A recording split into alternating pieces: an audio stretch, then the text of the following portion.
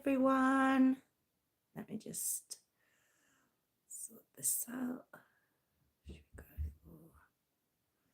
Sorry if you are watching. Sorry, that's quite good, isn't it? We'll have that.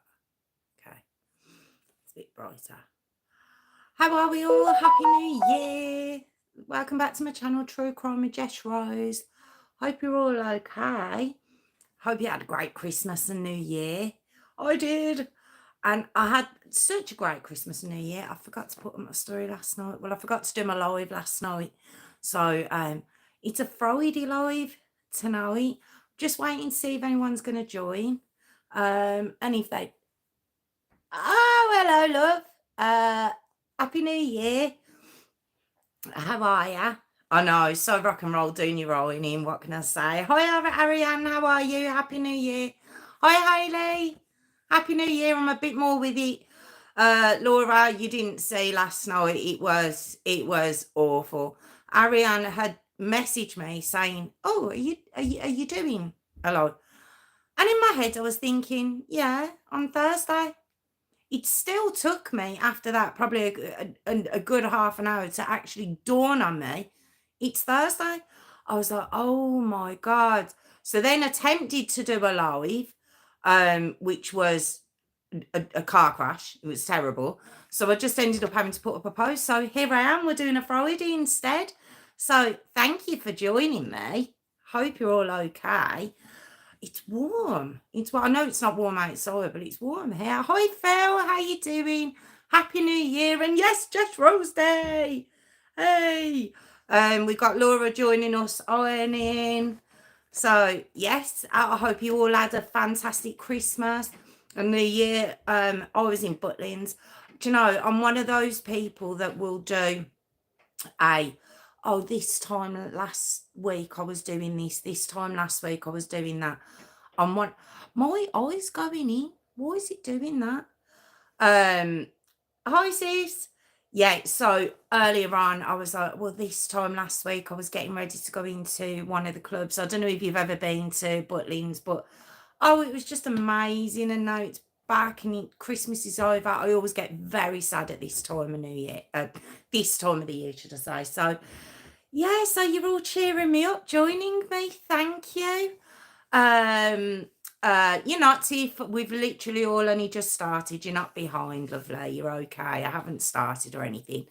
Just wishing everyone a happy New Year. And yes, I'm just so sad. I just hate when it's all over. I haven't even took my lights down yet. I haven't done. I've still got my tree up. My tree's still up. Is that bad? But it's got to all come down tomorrow. The rules are 12 days after, and I stick to that. It's supposed to only be 2 weeks before as well, but I kind of changed that to 2 months before. I'm terrible. If I could have them up all year round, I would. Oh, thanks, Phil. Last night was just... And part of me wonders if Ariane hadn't messaged me, would I have even noticed the day? It was terrible. This whole week has just been one big, long kind of a Tuesday, maybe. I got back Tuesday and I never progressed throughout the week. So, yes, Friday's come as a bit of a shock. But, okay, don't know if you've all heard of this story. It's the upsetting story of Chester Pogue. I've heard his surname pronounced a couple of ways, but for the most part, I'm so sorry. Is anyone else noticing this? My eye, this one. I don't know what it's doing. It's going straight. There's no filter on it. I don't know what my eyes are doing. I think it's because of the light behind. Is there a light behind me? I don't know what's going on tonight, but we're gonna battle through it. Yeah, I've heard his name pronounced a couple of ways, but for the most part, I've seen it as Pogue. Although Pogue's not spelt that way or that, but we're going to say Pogue because that's how I've seen it pronounced. Okay, so let's begin. Okay, awful. Just giving you a heads up. Horrible story. Horrible, horrible, horrible. Hadn't heard of it. Just started to see one thing about it, and then I was like, ooh. started researching it. And it just, the more I found out about it, just the worse it was. So I'm going to share it all with you. So Friday night, rock and roll, as Laura said. Okay, so Chester Allen Poage, yeah, we're going to say Poage, was born on July the 4th, 1980, to Dottie and David Poage. Now, 2 years later, he has a sister called Samantha, and they live in Norton County, Kansas. Now, Chester was actually named after his parents loved Western movies, so he was named after a Western actor. Apparently the family didn't approve. The extended family, should I say. They wanted a more traditional name. Where they lived, they had a big farm, and the farm had been in the family for over 100 years, I believe. And it was a very rural. Does rural mean? Rural means like country, doesn't it? That's what I'm meaning by it. And so the kids, Chester and Samantha, they didn't have a lot of friends, but they, they were very close as a family, and they go to church, and they, work on the farm together, and they were just a very close-knit family. Now, Chester, it was said because of his name, maybe, he couldn't make friends as much as he would have liked to, and he was quite small.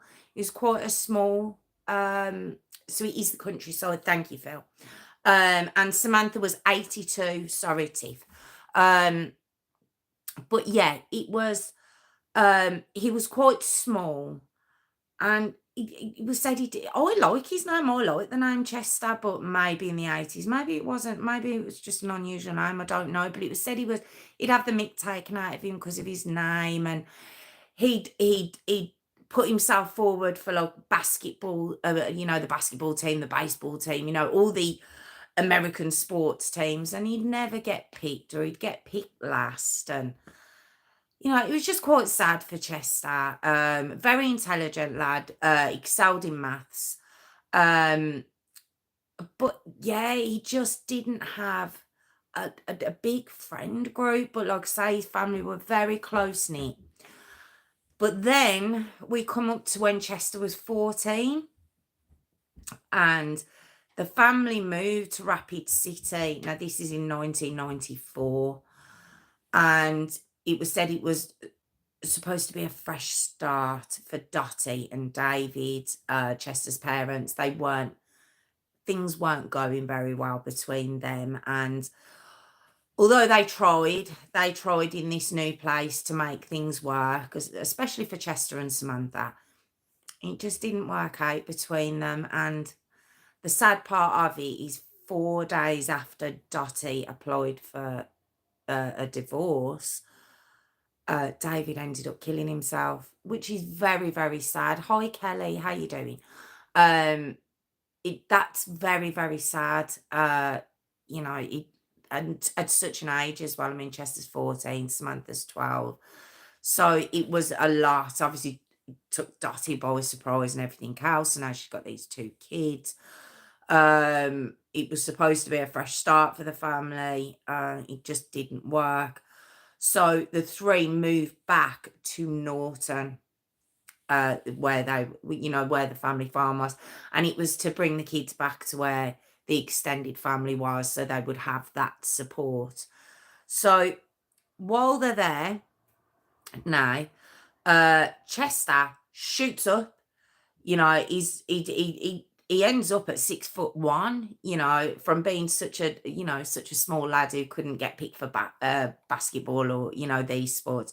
He ends up shooting up, and he starts doing well. He gets it, like I say, he was very academic, so he pushes that instead. He thinks, soddy, let's push the academic side. And after what had happened to his dad, I think he just wanted to do well for himself. And that was the route Chester went. So he enrolled in college, and he went to Northwest Kansas Tech School, and he was studying communications technology. It was just an interest he had. And while Chester was in, stay with me, while Chester was in college, Samantha and Dottie, his mum and sister, moved to a place called Spearfish in South Dakota. Okay, so they moved around a few times, but that's where they settled. Okay, so now Chester, who's 19, in college, doing very well. He only had about 6 months left of his course. So it was about the December of 1999, so we're just coming into 2000. And he decides just to take a bit of a break. You know, he's only got 6 months left. He's going to, you know, he's all set to flow with his exams and stuff. So he wants to take a little break, go back and see his mom and his sister and everything else. So he moves back into the family home, and his mom's over the moon, sister's over the moon, and they create that family bond again, and they get very close again over the next few months. But Chester still, he's only 19, and he's never had a big friend group, and that's what he wants. And I wish I could just end it there. He comes back, he visits his family, then he goes off to college, and he you know, does everything with a distinction and lives happily ever after. But it's not that kind of channel. I'm so sorry. But okay, yeah, that's not what happened. Chester makes the unfortunate decision, not decision, but he makes friends in about February 2000 with 3 lads. Okay, the 3 lads are Elijah Page, who's 18, Briley Piper, who's 19, and Daryl Hoadley, or Hoadley, I'm not too sure how to pronounce that, but I think it's Hoadley, who's 20. Okay, these 3 lads all live together, and they have a lot in common, these 3 lads do.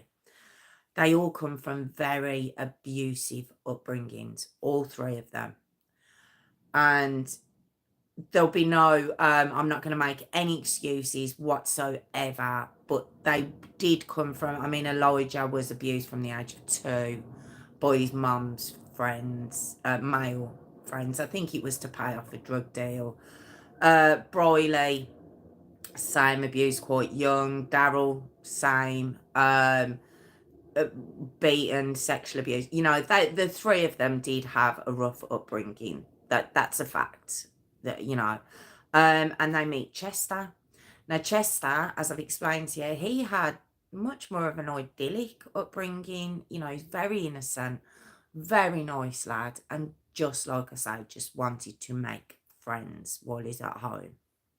Okay, so around where are we? They go away for a week. So at the beginning of March 2000, Dottie and Samantha, so Chester's mum and sister, they've had enough of this weather. You know, in where they live, it's in the Midwest, obviously in America, and they get real winters, not like our winters where you might get a flurry of snow. They get 12 inches of snow in the winter. You know, it's just freezing. So Dottie and Samantha have had enough, and they decide to go on a vacation holiday to Florida for a week. And Chester's like, I'll stay back. He's made these friends now. So he's 19, he's made these friends, and he says he'll stay back and he'll watch the house while Sam and Samantha and Dottie are away. And so Dottie and Samantha, they go off. They have a great holiday, you know, enjoy the sun of Florida. I believe Florida's like California. It's like year-round sun, I think. So they have a great time. They come back a week later, and Dottie walks into the house, and The house has been ransacked. You know, it's quite obvious someone's took a few things. She noticed her coin collection's gone missing. Her gun's gone missing. You know, the house has been left in a bit of a state. But more than that, Chester's not there and his car's not there. And, you know, this is the 2000s. I don't know if he had a phone, but a phone wasn't mentioned. And she starts panicking. She starts panicking, like, come back, my house is ransacked, where's my son? So she phones the police. Well, because Chester is 19, the police are like, you know, he's a grown man, essentially. You need to give it 72 hours. Dottie's not happy about this. She knows her son. She knows Chester, and she knows he's not the type to leave. There's something very odd gone on. Plus, the house has been ransacked. There's something very strange going on. So she starts looking around. She gets in touch with the extended family. Her and Samantha start looking for him. After 72 hours, they do what the police told them. Then they report him missing. And this goes on and on and on for 6 weeks. Imagine going on holiday and then coming home and your son just disappeared. So eventually the police call Dottie and they say, we found his car. He's got a Chevrolet. Oh God, I'm not very good with cars, so I did write it down. He is got a bear with me, Chevrolet Blazer. And the police phone her up and they said, we found it, but it's in Texas, which is quite a distance from where they are. And Dottie's very confused. You know, she's asking, is there anything in the car? That is, no, we've just found the car. So she goes to go and collect Chester's car where it's been found. While she's away, Samantha gets in touch with her. Maybe there are phones then, because Samantha does get in touch with her. And she breaks the news that they've found Chester. They found Chester, and I'll tell you where they found him. They found him, bear with me. Sorry, I've written it all down. I did remember it, but I want to make sure I get the place correct. They found him, sorry, problem with lives. Okay, great. They found him about 7 miles away in Higgins Gulch, which is a wooded area in the Black Hills. So only 7 miles away. That's as far as he was for 6 weeks. And he was found in a creek with just his shoes and socks on and a vest on. Okay. So that's how he's been found. And when Dottie wants to go and see him to identify her son, the police say, no, we can't let you go and see him. He's in too bad a way. And I suppose at first she'd have thought he's been out in the, you know, he's been out in the elements for 6 weeks. Maybe that's why they don't want me to come and see him. The pathologist identifies him through his teeth, so they know it's Chester. And so then Dottie's, you know, she's losing her mind. She's like, what's happened to him? The pathologist continues to work on Chester, excuse me. Continue to work, and his cause of death was stab wounds and blunt force trauma to the head. Okay. So Dottie, she's devastated. She's absolutely devastated. A young lad who's come to visit her for a break from college, and this is what's happened, and she's so confused by it. She's very confused right up until we get to the 25th of April. Okay. And a lad comes into the police station and he says, listen, I've got a friend called Daryl. Do you remember Daryl Hoadley? Well, Daryl Hoadley had been bragging that he'd had something to do with what happened to Chester.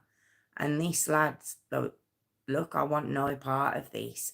So the police put a wire on this lad and they say, you know, we're going to need more than your say so. So he goes to visit Daryl.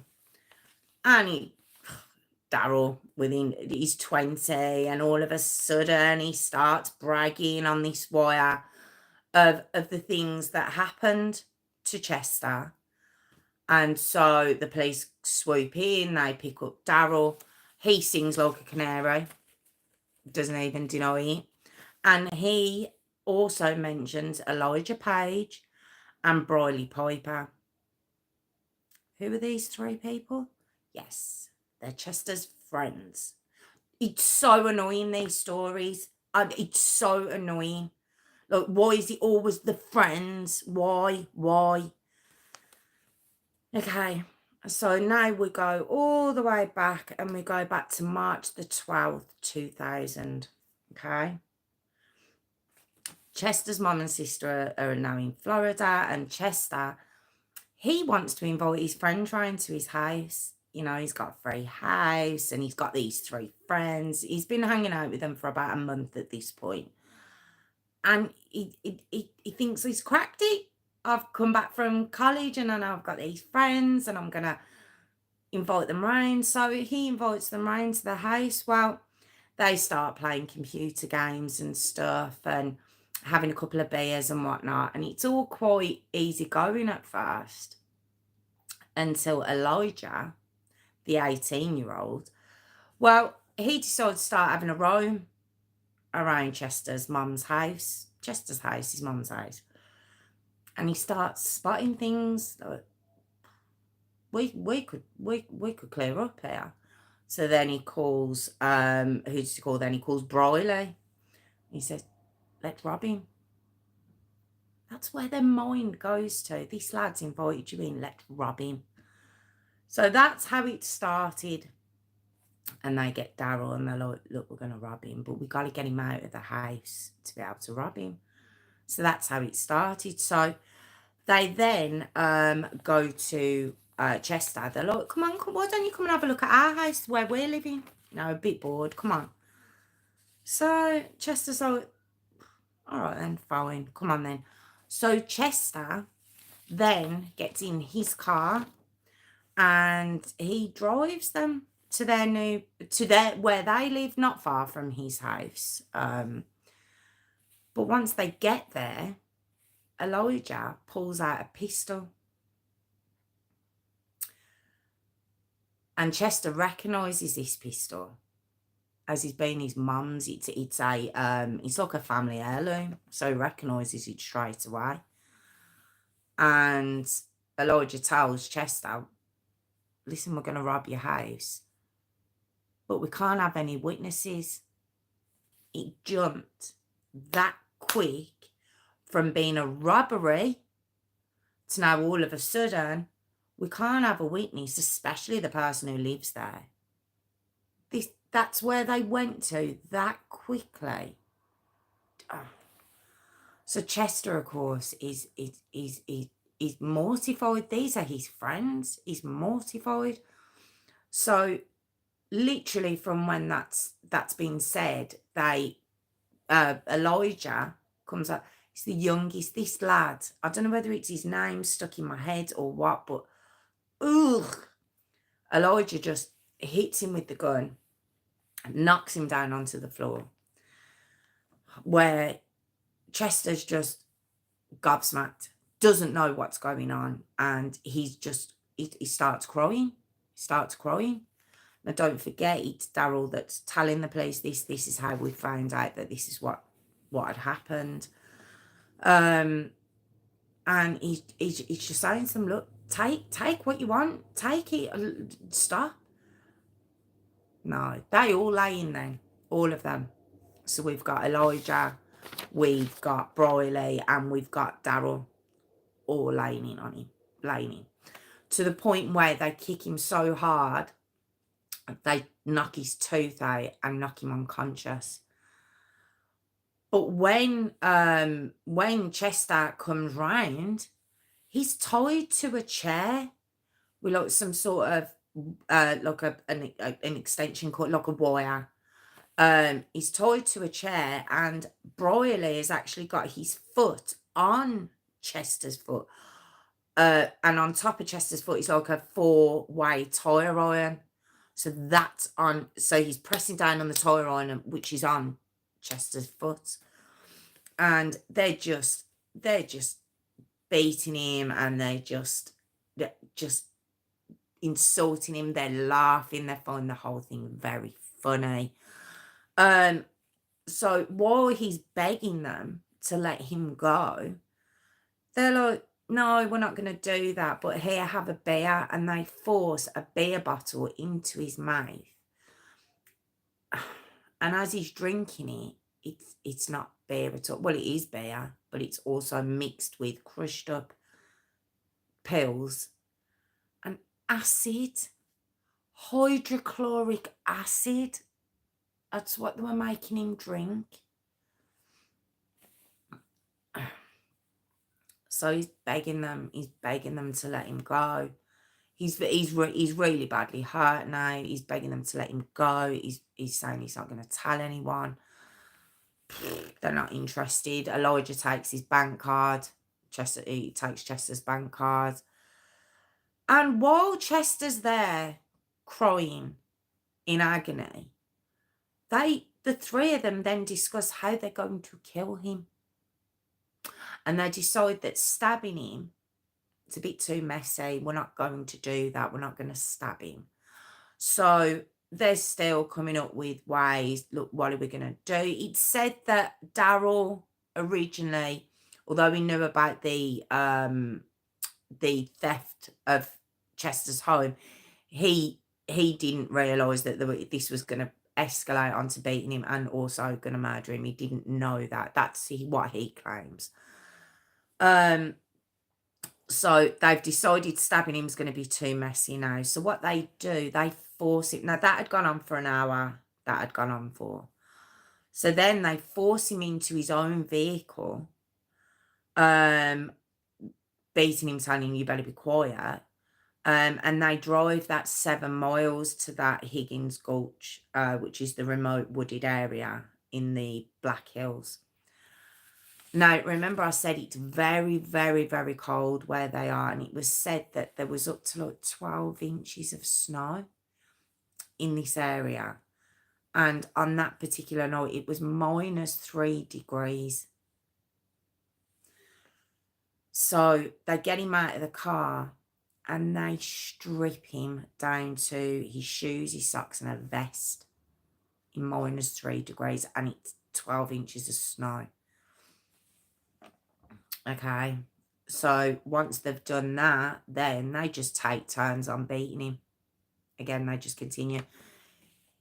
It was said that they were kicking him so hard in his head, like taking run-ups to kick him in his head, that they actually took out a square of his scalp. They kicked him so hard they severed his ears. Okay. Still weren't happy. They still weren't happy. So then they pick him up and they frog march him down to this icy creek. There's like a bit of water. In the meantime, they're blasting music from the car so they can party. It was said that they were laughing, they were joking. This wasn't a quick, let's get rid of him. This was a prolonged, long torture that they were putting Chester through. Playing music, like I say, telling him not to scream. But at one point, when they were frog marching him down to the creek, he makes a run for it, Chester does. And he does run, but his glasses had been broke long beforehand, so he couldn't see very well. It's a wooded area, and he couldn't see. So Elijah runs after him and drags him back. You know, your heart goes out to him. So once they get him back, then they carry on with the torture, and then they decide they want to drown him. So they put him in the water, and it said that it was Briley on his head and Elijah and oh god, I also Briley and Daryl, sorry. Elijah was on his head and Briley and Daryl were pinning him down this side. But through all he'd been through, Chester had such resilience. He really did. And he wasn't dying. He wasn't. He was screaming. He was in a lot of pain. But he was still alive and he was still trying to fight. And they were trying to push his head down and in the water and everything else. And they were getting tired, believe it or not. They were cold. They were tired. So they tried everything. So in the end, I think it was Briley asked Elijah for his knife. And there was like remember I said they didn't want to stab him because it'd be too messy. But they've decided, right, okay, we've got to stab him. So it's like a rusty knife. And so Elijah was the first, and he went up and stabbed him in his neck. Briley stabbed him in his head, straight through to his brain. And when he still wasn't dead, Daryl got the knife and he put it through his ear, into his brain. And he was still screaming. He was still alive. And by this point, Chester knew he was going to die. And all he asked of them, he says, can I please die in my car, in the warmth? Please don't let me die out here in the cold. And apparently Briley had turned around and he'd gone, okay, all right then, we'll do that. He says, but you're bleeding too much, so wash the blood off you and we'll let you come up to the car. And as he's, now can you imagine ice water on them wounds? And as he's washing all the blood off himself, crying, you know, in agony, the three of them are laughing. Very funny. It's all very funny. And as he goes to drag himself back up to the car, they start laughing. Briley had changed his mind. Drags him straight back. That's the bit that got me. I know you might think after everything that was done to him, but I think once he'd realised he was going to die, and then they said, okay, you can go to your car, to be dragged back. Oh my God, it just every part of it's just disgusting. Okay, so by this point, Briley's had enough now. Briley's just like, I don't know if he's bored, he just had enough. He just wasn't really interested in what was going on anymore. But Briley goes up to the car and leaves Elijah and Daryl down with Chester. At this point now, they're firing rocks at his head to kill him. And he's still alive. So in the end, they get the biggest rocks they can find and just drop them onto his head. And it was said that although it was Elijah and Daryl that were doing it, it was Daryl that dropped the final rock that ended Chester's life. And it had taken 3 hours at that creek for him to die, for them to kill him. And that was in the early hours of March 13, 2000, that Chester died. But he wasn't to be found for another 6 weeks. I think that's another heartbreaking part of it, that his mum and his sister were just waiting to hear about him. And that's where he was. Okay, so afterwards, the three of them get in Chester's car and they take themselves on a little joyride. They've done what they needed to do. It was said that they were laughing and joking and talking about it and going on about it in the car, in Chester's car. They then drive back to Chester's house that he shared with his mum and sister, and they proceed to rob Do you want to know what they robbed? They robbed the mum's coin collection, her gun. Obviously, they'd already robbed that. They robbed a stereo and a PlayStation. That's what they robbed. It's what they murdered this lad for. I mean, I don't know how much the coins in the gun was worth, but I certainly know a PlayStation and a stereo aren't worth much. It doesn't, that doesn't matter, I'm just saying. So that's what you did it for. Elijah claims the car. He says, well, I'm going to keep this. You can keep everything else. And then Briley says, right, come on, we'll go to my sister. She'll put us up for, until we'll just lay low. They get to Briley's sisters and she sends them packing. I don't know if she knew what they'd done. I don't know if they told her, but she does not let them stop there, put it that way. So they end up having to drive back to Norton.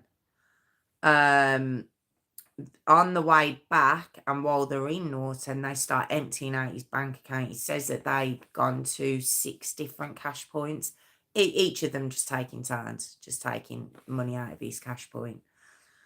And then once they'd emptied it, the three of them go their separate ways then. Briley goes back to his home in the state of Alaska.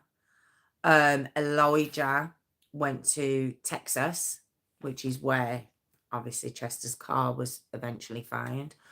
And it was Daryl that stayed in Norton, and Daryl who had to brag to his friend, who then put the wire on to get that confession from Daryl. When Daryl's brought in, like I say, sings like a canary, and he drops the other two in it straight away. Basically says, I didn't know, I just thought it was going to be a robbery. It was that they wanted to murder him, that it was their idea. And it was said that when the other two were brought in, because it did take a little while to get them, and it took a couple of days to get Elijah from Texas, but it took a bit longer to get the other friend from Alaska, Briley. When they had them all in, they didn't even deny it. They just openly said what they'd been doing, this is how we've got so many details of what actually happened at that creek, because they all just, yeah, I did this, but I didn't do this. I did this, but they did that. The age-old story that the minute they're caught, they point the fingers at each other. Okay. So then, like I say, Chester wasn't found till the 22nd of April by a lady who just happened to come across him at the creek. He wasn't able to be ID'd. The autopsy, I think I said, was stab wounds and blunt force trauma. But the pathologist actually said there was no part of Chester's body that wasn't bruised or cut. His ears had been severed, and his ears had been severed by them booting his head. That's what had severed his ears. Then booting, taking turns and run-ups to kick his head. That's what they actually said. I can't remember which one it was, but one of them said that his feet hurt from kicking him so hard. It had caused his feet to hurt.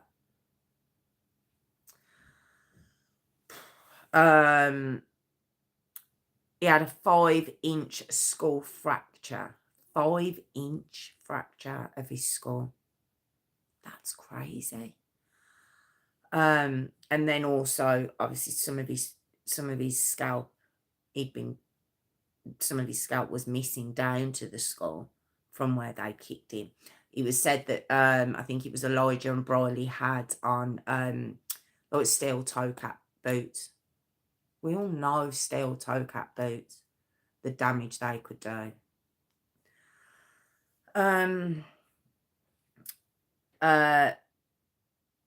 Yes, so all three are charged with first-degree murder with so I can never pronounce this, extenuating circumstances. Now, to get extenuating circumstances, which means the prosecution can go for the death penalty, death sentence, there has to be extenuating circumstances, and there's like 4 or 5 that count. They'd done 4 of them, and there was the obviously the murder itself. The extenuating circumstances was the torture, the what's the oh my god, it just blew my brain, this has the oh god, I can't think of the word, and you can't help me because you don't know what I'm trying to say. The when you with you, sometimes it's done after death when you mess with a body, when you mess with a body, when you oh, what is it called? I'm so sorry, this is terrible. Yeah, the post-mortem, but when the if you torture somebody and then a lot of people do it after death, that the killers, they if they mess with you after death. Yeah, something of a corpse. Yeah, messing with a corpse. But they did it to him while he was alive, and they're on about his ears. They straight after this live, I'm gonna remember the exact words I'm looking for. Mutilation, thank you, Laura. Oh, I'm so sorry. Look, I started sweating then. I actually started sweating then. Thank you so much, Laura. Yes, mutilation of a body. That was another extenuating circumstance. And then also the theft, a murder during a theft, and I think there was something else. But they only needed one, basically, to go for the death sentence. I should have just left it. I shouldn't have even tried to go into detail then. That was terrible. So, okay. So we have Elijah and Briley. They both pled guilty. Believe it or not, them two did. And the judge sentenced both of them to death. They'd both got death, and that was January and February in 2001. Now, Daryl, I don't know how he thought he could, but he did.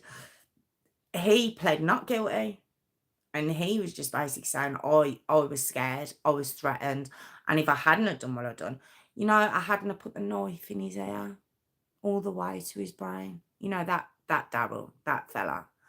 But he was saying he was bullied. He was bullied into it. But he had a trial, and it was an 8-4 majority. I think 4 didn't want him to have the death sentence. And I think it has to be a unanimous, doesn't it? So he got life without parole. So he'll never get out. But he should have got the same. They all should have got the same. And that's what the Supreme Court thought as well. And so they looked into the case. And when they looked into it properly, they were like, no, we're going to back off. It was right. They deserve death. That's it. But because he took his chances with a jury, that's why he got life without parole. It's not fair, but that's just the way it happened. Okay, so Elijah Poage, he only appealed once. He did. He was the youngest out of the 3, as we know. And he only appealed once. And when his appeal was turned down, I think it was only a month later he appealed. And when it was turned down, he sacked his defense team, and he just spoke to the judge, and he says, I just want this over and done with. I'm not going to appeal anymore. I just want it over and done with. And he basically was saying he wanted his death sentence as quick as possible, his execution as quick as possible. So he was executed by lethal injection on July the 11th, 2007. So he still had to wait 6 years, but it's how it works, isn't it? It does take time. But in the state they're in Kansas, they hadn't had not Kansas, sorry, South Dakota. They hadn't had they banned the death penalty, death sentence. Did you say death sentence or death penalty? You know what I mean? They banned that up until the 70s, and then they brought it back in, but it was very few and far between that this had happened. So Elijah ended up being the youngest person executed in that state, and still has been up until this date, and that was in 2007. So Elijah Page took what was coming to him, and he's gone. Briley Piper, though, not so much. Still appealing, still pushing it, still saying he doesn't deserve it, to the point where Briley got himself another trial. Do you know what the end of that was? Death. He tried his luck and it didn't work. So Briley Piper is still on death row, and as of now, Briley Piper is the only person in South Dakota on death row at this time, because it was so heinous. I mean, the pathologist, the police that were involved, they just had never come across something so vicious and so heinous, and everyone fought to make sure these pay the price. So he's the only person on death row in South Dakota. And obviously, the other fella, what's your name now? Oh God, Daryl Hoadley. He's still locked up, and he will be. He won't get out at all. But before he was executed, Elijah Page, he wrote a letter. It was kind of like a last letter, I suppose. And what it says in there is the courts and everyone else basically made out that Briley was the leader. He was the leader of them all. And then followed by Elijah and Daryl. Elijah says that wasn't true. He says, I know that's what's been reported and that's what's out there and that's what their defence brought forward, but it's not true.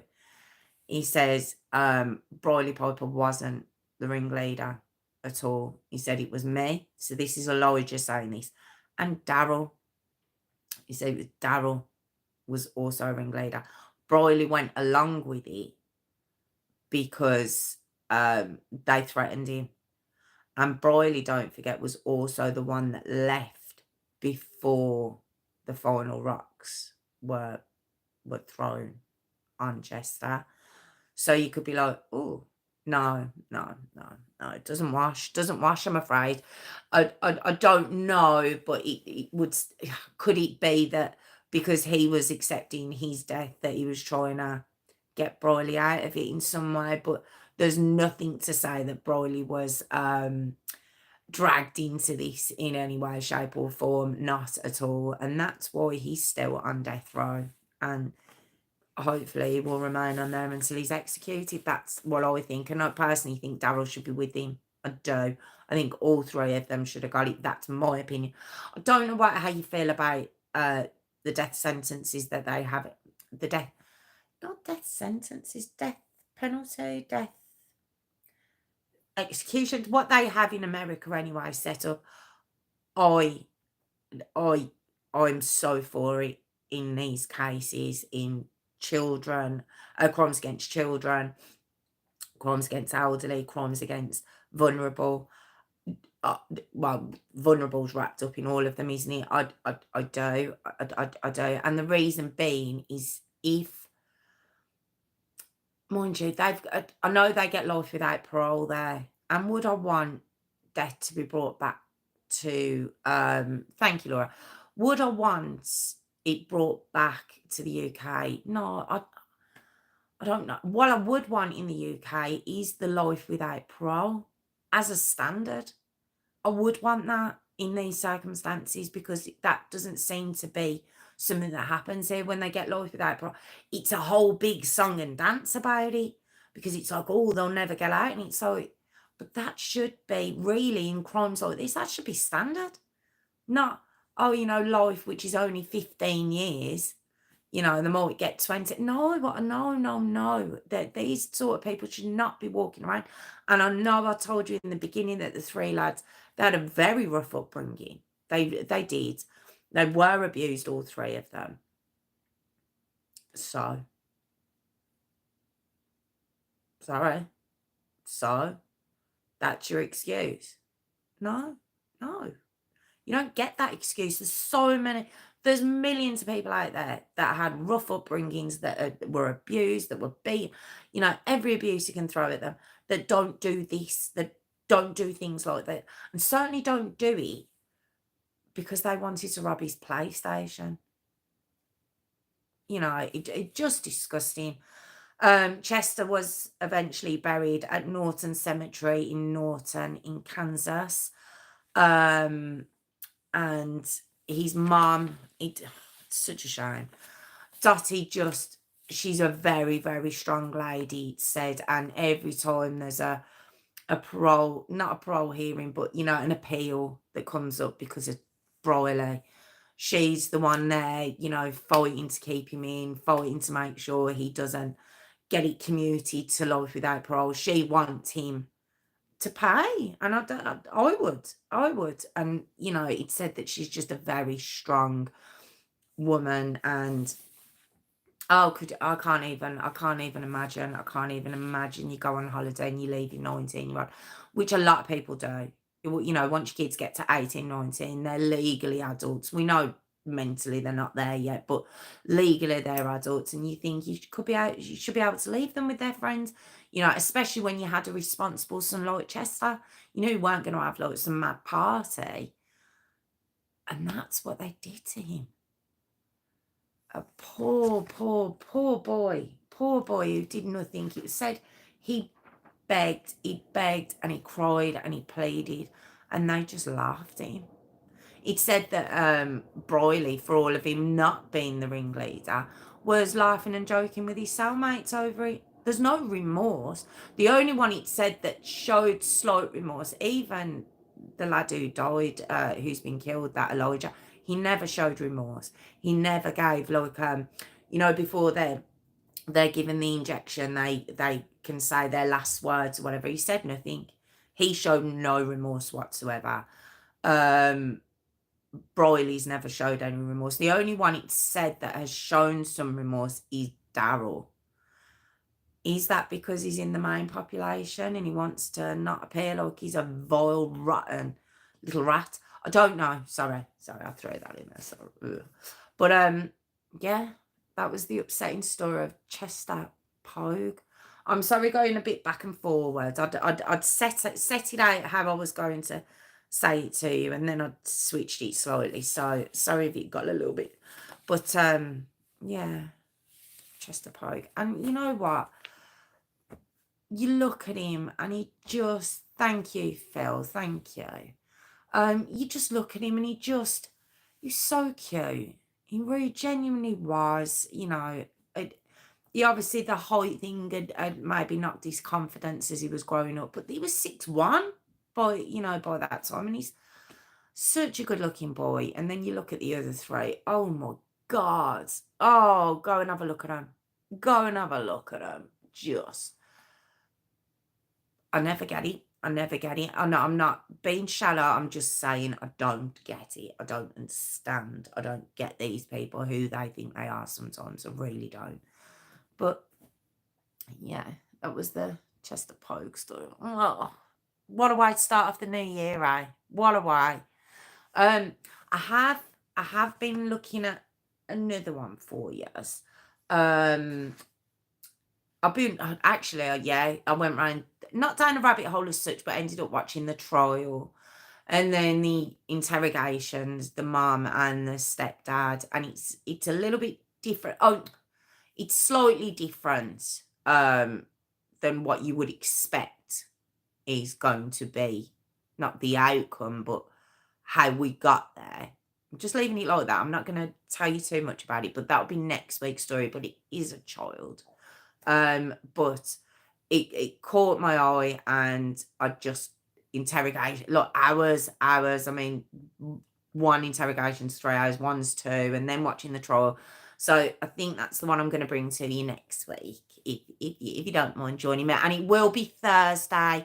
It will be Thursday, and I will remember my days. The kids are back at school, so I'll be back on track next week. I can't believe I forgot yesterday. I can't believe it. I still can't get over that. So yeah, that'll be next week's one. But what did you all do for New Year? What did you all do? Did you do anything nice? Did you go anywhere? Did you just have a quiet one? What did you do? I told you I went to Butlins. It was fabulous. And then I got to spend New Year's Eve with Tiffany, who you see on there, and my mum and my family. So it's just amazing. Lovely way to bring in 2024. Jingle time. It is jingle time. Oh, Laura was poorly sick. She was. Was she sick? Was she even on New Year, Laura? I know you were sick at Christmas. Oh, that's pants. Touch wood. I managed to avoid anyone who had sickness this year. So for the first year, we weren't ill over Christmas. Touch wood. I'm going to say that and watch. I'll be ill tomorrow. But yes, we have got the jingle. And if you're watching tomorrow,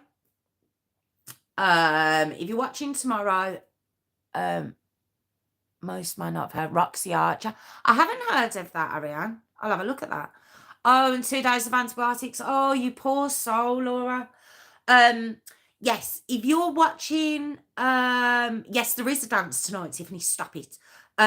If you're watching tomorrow, and you've made it this far, I appreciate it, because we're about to do my jingle now. You'll be glad you stayed. And if you're watching now, would you mind, when the story's uploaded and published, going back in and putting a like, because it deletes everything off there. I will have a look at that. I'll have a look at that, Ariane, Roxy Archer. I will have a look at that.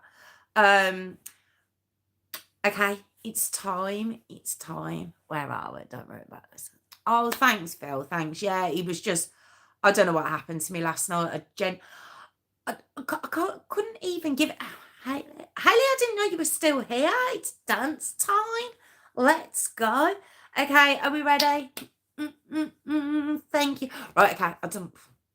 I'm adding to it now. I don't know what's going on. I think I'm adding to it. I've got to stop. Yeah, roses for Jess.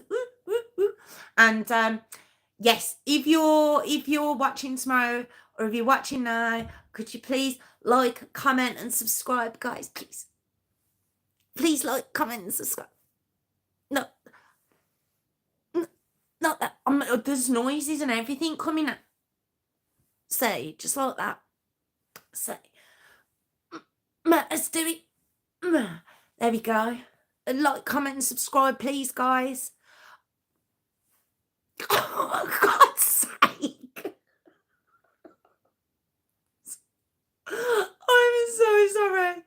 I'm so sorry. I don't know. I've got to stop. I keep getting told off about it as well, but I can't help it.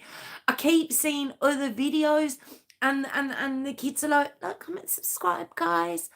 And I don't know how to do it. I don't know how to do it without it looking like all cheesy and stuff. But yes, there we go. So I'll be back on Thursday, 8 o'clock. I promise I'll be here. I'll put a post up earlier on just to let you know. I think that's the story I'm going to do. I think that is the story I'm going to do. But I'll let you know more about it in the week. And I hope you have a fantastic weekend. Fantastic week. Laura, I really hope you feel better soon. If you need anything, just wave at my camera. It's so good. I have a Ring camera. Sorry, everyone, before you go, I have a Ring camera now. I'm very proud of myself. I can just gossip. Not gossip. I can watch gossip out my window. They're ace. I hear something. It comes up on my phone. I'm just there. Look. I was watching 2 cats fighting the other night. I don't know why. I just heard them, and I was like, ooh, I can see them. So anyway, yeah, I have a Ring camera, and I'm very proud of it. So there we go. Keep up with all the gossip. Okay, right. I will. Yes, thank you. Leave me a message, Laura. You have to. No one's left me a message yet.